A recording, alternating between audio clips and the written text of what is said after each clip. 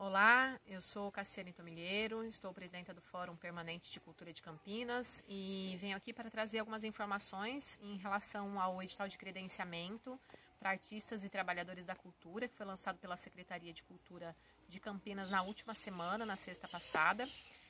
Saímos agora de manhã de uma live que a Secretaria ofereceu, com a presença de duas funcionárias, a Rosalina Mambre e a Sandra Pérez. Recomendo que todos que estejam interessados possam assistir essa live, que está disponível no canal Cultura Abraça, da Secretaria de Cultura de Campinas. Mas sentimos a necessidade de trazer também aqui um pouco o ponto de vista do fórum e contribuir com algumas outras questões que precisam ser orientadas no nosso entendimento. E a gente sente muito, na verdade, que o diretor de cultura ou o secretário de cultura não estiveram presentes nessa live para trazer também, né, qual é a política de cultura que pretende se adotar nesse momento. Mas fazemos aqui a nossa parte de sociedade civil para trazer as reflexões. Primeiro, talvez importante de ser colocado, é que esse edital de credenciamento, ele não é um edital de auxílio emergencial aos moldes do governo federal, que lançou o auxílio emergencial de R$600.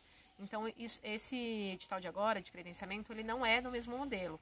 Até porque a cultura ela não tem essa prerrogativa de lançar nenhum tipo de recurso para o setor cultural que funcione em termos de auxílio, porque isso só compete à assistência social. E para fazer isso no município, a gente precisaria fazer para todos os setores, não apenas para a cultura. Então, o que é esse credenciamento? Ele é um edital de compra de um serviço virtual, que são os vídeos, né? E por que ele é um credenciamento? Nós estamos discutindo esse edital mais ou menos desde o final de março, quando o isolamento começou, naquele momento discutia-se qual modelo. Então a gente construiu esse edital ainda com muitos debates. Ele não está, primeiro dizer que não está ao nosso contento, a gente gostaria que ele saísse de outras formas. No entanto, desde abril até o final de maio, a Secretaria ficou discutindo que caminho jurídico seria possível para lançar esse edital. E o credenciamento ele foi escolhido porque ele não é um chamamento que prevê uma concorrência. Então, a diferença, por exemplo, de um credenciamento e de um chamamento, é que no chamamento a gente teria, todo mundo inscreve a sua proposta, passa por uma comissão de seleção e depois que essa comissão de seleção avaliou, escolhe entre um projeto ou outro. E aí, aquele projeto selecionado, ele vai precisar entregar toda a documentação para fazer a sua contratação. No caso do credenciamento, não. Então, as pessoas têm questionado por que já na apresentação da proposta tem que entregar tantas certidões. Porque, bom, primeiro que a gente precisa entender que recurso público, eles são baseados em leis.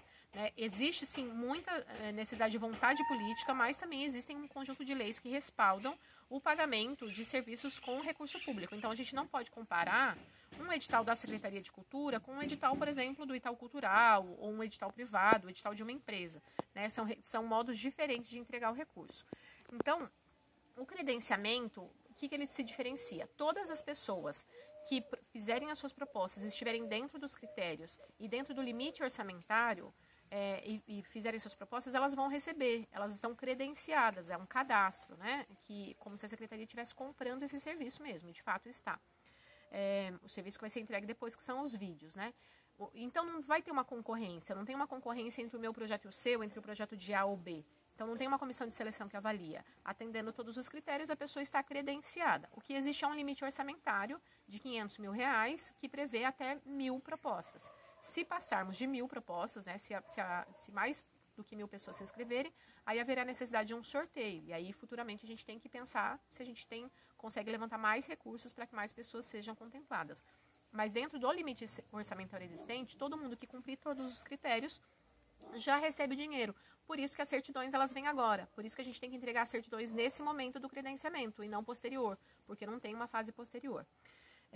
Bom, o que mais que é importante de falar? Esse cadastro ele vai servir também para editais futuros, né? Porque nós temos aí, foi aprovado no Congresso e vai para a votação do Senado essa semana, a Lei de Emergência Cultural Federal.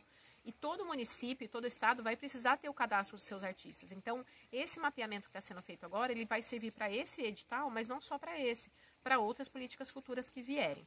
Então, é muito importante esse cadastramento. E também, bom, então ele não é um edital meritocrático, né? Ele não trabalha o mérito, e sim o conteúdo que está sendo apresentado. Então, a gente tem lá um conjunto de perguntas também que são colocadas, e o que a gente quer trazer é que nos próximos dias o fórum se habilita em fazer alguns tutoriais. Então, nós vamos lançar 3 tutoriais. Um auxiliando no mapeamento, né, na questão do mapa cultural, outro auxiliando na questão das certidões e outro também a como elaborar o projeto. É importante saber que esse projeto não precisa ser uma elaboração acadêmica, complexa, mas é importante que a gente traga ali uma proposta bacana para oferecer para a cidade. E é isso, simplesmente, né? Então, você pode fazer da sua casa, não são vídeos profissionais.